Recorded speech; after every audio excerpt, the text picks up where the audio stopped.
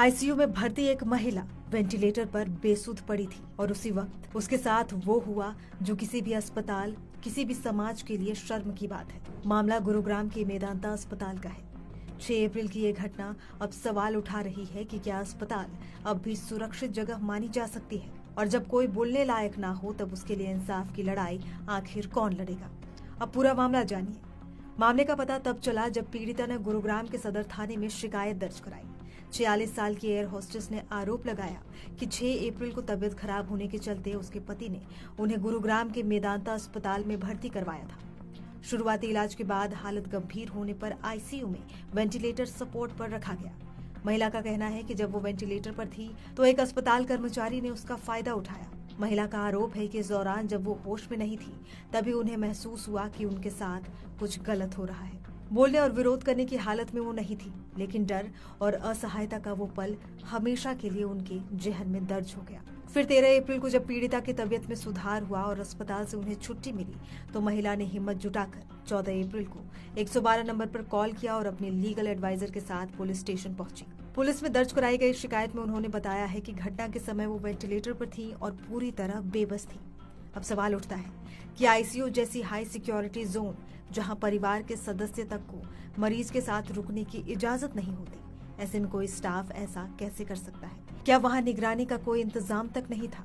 महिला ने आगे जानकारी दी कि वो इंटरनेशनल एयरलाइंस में एयर होस्टेस है और कंपनी की ट्रेनिंग के सिलसिले में गुरुग्राम आई थी।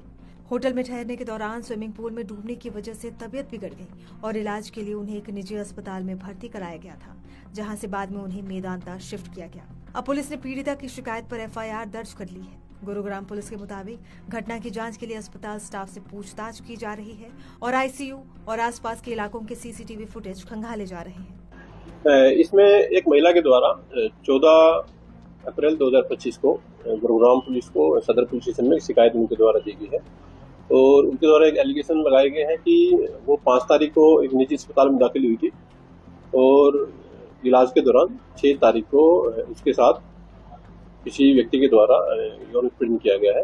कंप्लेनेंट के द्वारा बताया गया है कि वह वेंटिलेटर पर थी घटना के समय में और घटना के समय में वो बेहोशी की हालत में थी और उसके अलावा 2 जो स्टाफ नर्स थी वो उसके आसपास किसी काम को लेकर के आपस में बातचीत कर रही थी।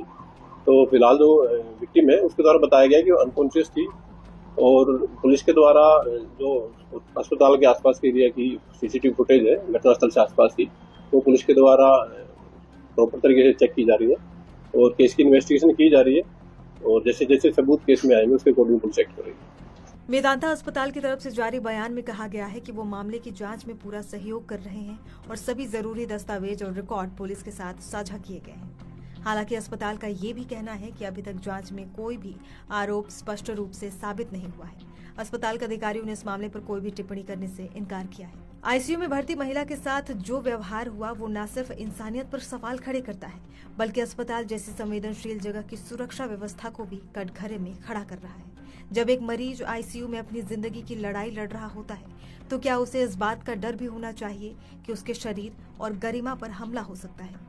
क्या ये सिर्फ एक मामला है या एक बहुत बड़ी चूक की पहली परत? जांच के नतीजे क्या होंगे ये तो वक्त बताएगा, लेकिन इस एक घटना ने भरोसे को गहरा झटका